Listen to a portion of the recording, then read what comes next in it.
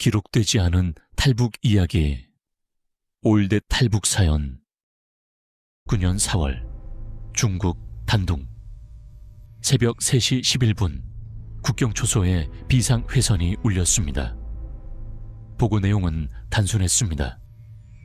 감시 카메라, CCTV 2호가 정확히 7초 동안 비었다는 겁니다.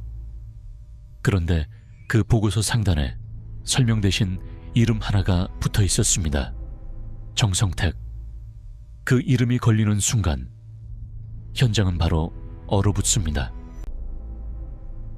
저는 전 국가정보원 북한 담당 K 요원입니다. 오늘 이야기는 실화를 바탕으로 재구성한 기록입니다.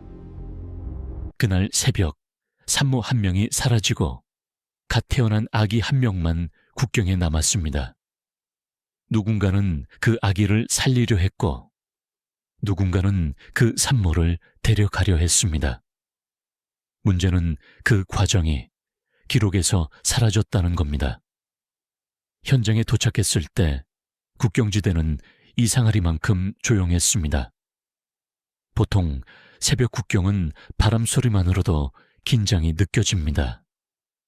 그런데 그날은 소리 자체가 비어 있었습니다. 경계등은 꺼져 있었고 전력선은 절단기로 자른 듯 매끈하게 끊겨 있었습니다. 철조망도 같은 방식으로 잘려 있었습니다. 서둘러 뜯어낸 흔적이 아니라 자르고 나서 한 번 더 정리한 흔적. 누군가 손이 익은 사람입니다. 바닥에는 세 갈래의 발자국이 흩어져 있었습니다. 하나는 무거운 군화 자국이었습니다. 찍는 힘이 일정했고 방향 전환도 짧았습니다. 또 하나는 가벼운 운동화 자국. 보폭이 짧고 빠릅니다. 그리고 마지막 하나, 여성의 맨발 자국이었습니다. 앞부분이 깊게 찍혀 있었고 젖은 흙이 옆으로 밀려 있었습니다. 넘어질 듯 휘청이며 달린 흔적. 맨발로 달린 사람은 선택지가 없는 사람입니다. 그 한가운데 낡은 들것 위에 갓 태어난 남자아이가 누워 있었습니다. 탯줄은 너무 서둘러 정리한 흔적이 남아 있었고 피부는 식어가고 있었지만 손끝에 작은 체온이 남아 있었습니다. 숨은 가늘었습니다. 울음은 거의 나오지 않았습니다. 울면 들키는 상황이었을 가능성이 큽니다. 아이 옆에는 젖은 손수건 한 장과 찢긴 종이 쪽지 한 장이 있었습니다. 글자는 짧았습니다. 울지 마라. 그 문장을 보는 순간 저는 이 사건이 단순한 도주가 아니라는 걸 확신했습니다. 누군가가 아이의 울음까지 계산하고 움직였다는 뜻이니까요. 저는 먼저 전력선 절단면을 가까이 들여다봤습니다. 단선이 아니라 절단이었고 불꽃 흔적이 거의 없었습니다. 싸움 중에 우발적으로 끊어진 게 아닙니다. 미리 준비한 차단입니다. 그리고 그 옆 흙 속에 반쯤 묻힌 작은 조각 하나가 보였습니다. 검은 절연 테이프 조각이었습니다. 흔히 쓰는 싸구려 테이프가 아니라 군용 케이블을 감을 때 쓰는 질긴 재질. 가장자리에 손톱 자국처럼 눌린 자국이 남아 있었습니다. 누군가 장갑 낀 손으로 급하게 떼어낸 흔적입니다. 바로 그때 협력자가 낮게 말했습니다. 이런 방식은 현장 브로커가 못합니다. 전력선을 끊고 흔적을 정리하고 다시 빠지는 시간까지 계산해야 합니다. 그리고 그 계산이 바로 7초입니다. 우연이 아니라 계획입니다. 신원 확인 결과 아이는 북한 해산병원 산모 박정희, 가명의 아들이었습니다. 그런데 북한 내부 자료에는 그녀가 이미 사망 처리돼 있었습니다. 사망일은 사흘 전. 살아있는 사람이 서류 속에서 죽어 있다는 건 누군가가 문을 잠갔다는 뜻입니다. 그 문이 잠기면 사람은 어디로 옮겨져도 기록되지 않습니다. 우리는 감시 카메라 이호의 백업 장치를 찾았습니다. 대부분은 지워져 있었지만 단 한 장면이 남아 있었습니다. 흐릿한 화면 속에서 산모가 양팔을 잡힌 채 끌려가고 있었습니다. 맨발이었고 출혈 흔적이 보였습니다. 그 옆에는 검은 모자를 눌러 쓴 남자가 아기를 안고 뛰고 있었습니다. 그의 동작은 빠르지만 이상할 만큼 조심스러웠습니다. 아기가 흔들리지 않게 받치며 뛰는 모습, 지키는 사람의 동작이었습니다. 그 남자의 손에는 얇은 회색 장갑이 끼워져 있었습니다. 협력자는 확신했습니다. 훈련된 쪽이다. 그리고 훈련된 쪽은 늘 윗선의 지시를 받는다. 몇 분 뒤 중국 정부망에서도 신호가 들어왔습니다. 정성택 측근 라인이 단둥 시내에서 움직였다는 보고. 그때 저는 방향을 잡았습니다. 이건 탈출이 아니라 회수 작전입니다. 누군가는 산모와 아이를 데려가려 했고 누군가는 아이만이라도 살리려 했습니다. 그리고 저는 한 가지를 더 의심했습니다. 박정희, 그 산모는 단순히 도망친 게 아닙니다.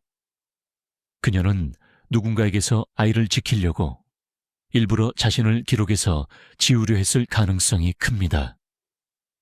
7초의 공백은 가명의 그 시간을 벌기 위한 공백일지도 모릅니다. 박정희, 가명의 과거를 추적하자 해산병원 쪽 기록이 이상하게 비어 있었습니다. 정상적인 공백이 아니라 보고서의 일부가 도려낸 듯 사라져 있었습니다. 누가 지웠는지보다 무엇을 지우려 했는지가 중요했습니다. 출산 직전 산모가 남긴 음성 자료가 있었다는 흔적이 나왔습니다.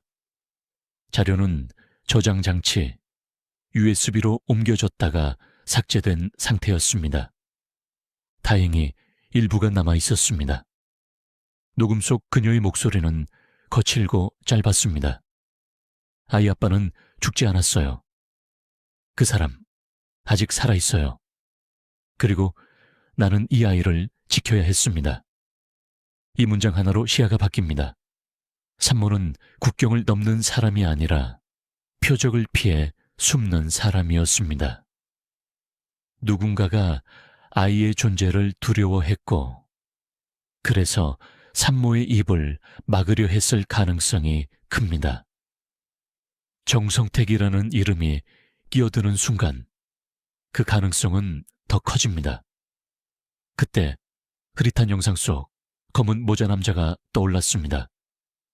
그는 산모를 오래 지켜본 내부 협조자였습니다.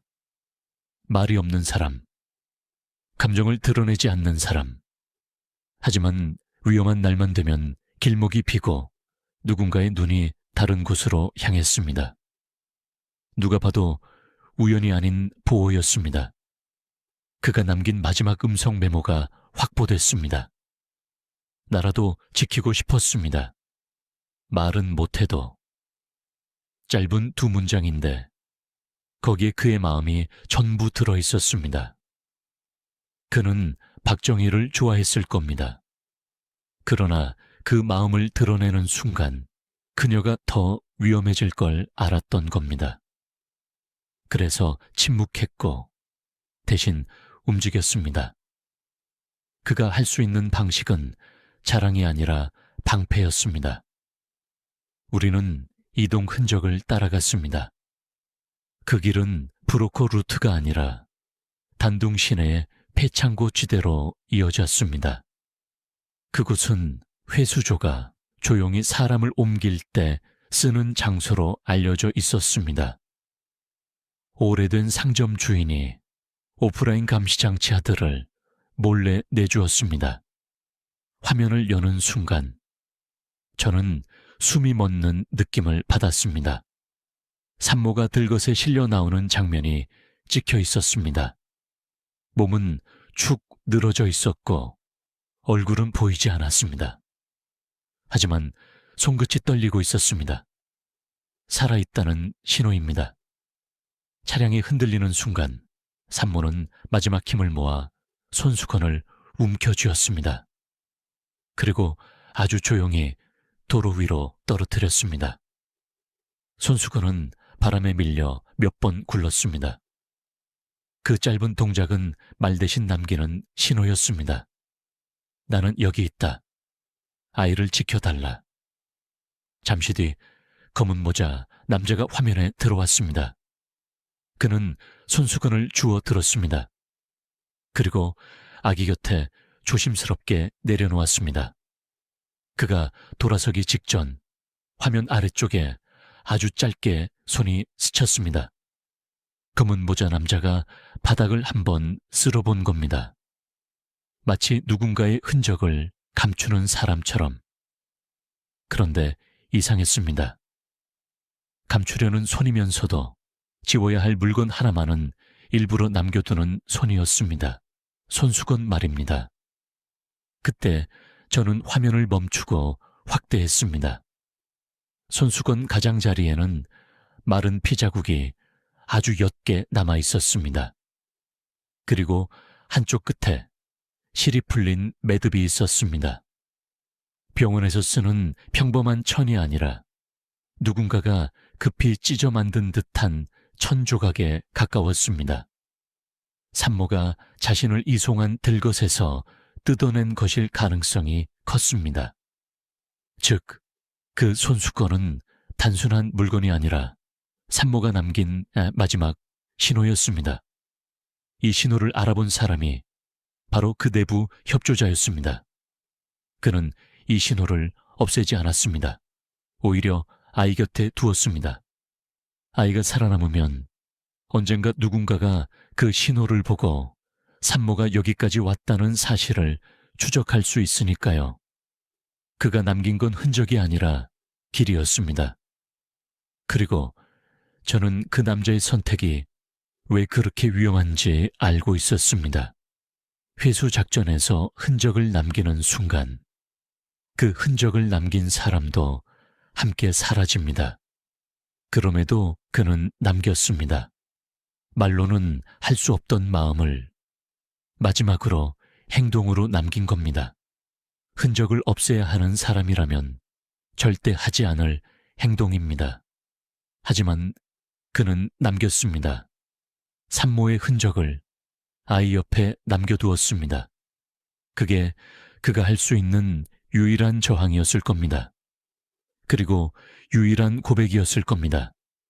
사건을 다시 정리하면 결론은 하나입니다. 정성택 이름이 걸리는 순간 기록이 지워졌습니다. 의료 기록도, 이동 기록도, 감심 기록도 사라졌습니다. 산모는 사라져야 하는 인물로 분류됐고 아이는 존재 자체가 위험해졌습니다. 내부 협조자는 끝까지 지키려 했지만 권력의 벽은 높았습니다. 박정희, 가명은 그 이후 발견되지 않았습니다. 남은 것은 손수건 한 장, 그리고 감시 카메라 이외 남은 7초의 공백뿐이었습니다. 그러나 저는 말할 수 있습니다.